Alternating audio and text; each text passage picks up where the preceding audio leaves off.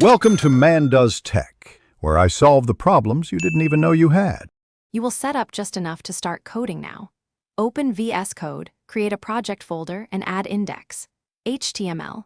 Once done, set language mode to HTML and confirm UTF-8 encoding so characters render correctly. Install Live Server and an HTML snippet extension to speed typing.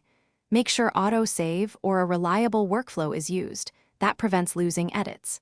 This gets you running in under 5 minutes, so you can focus on writing meaningful markup right away. You will create structure and instantly preview changes. Use the exclamation shortcut for a boilerplate. It saves time and ensures correct doc type. Emmet lets you expand complex tag trees quickly, so you can scaffold header, main, and footer in one go. Once done, save and launch Live Server to see the page in your browser. Make sure to open DevTools to test responsive sizes and debug CSS. This workflow keeps you focused on layout and semantics rather than repetitive typing. You will finalize and harden your project. Link external CSS and JS with relative paths, and add source maps when using preprocessors so errors map to your source.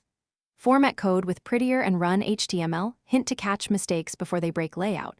Once done, commit changes frequently and organize files into folders like CSS and JS.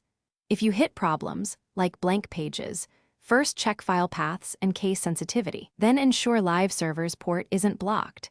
That single tip resolves most issues fast. Thanks for watching. If you found this helpful, don't forget to like and subscribe.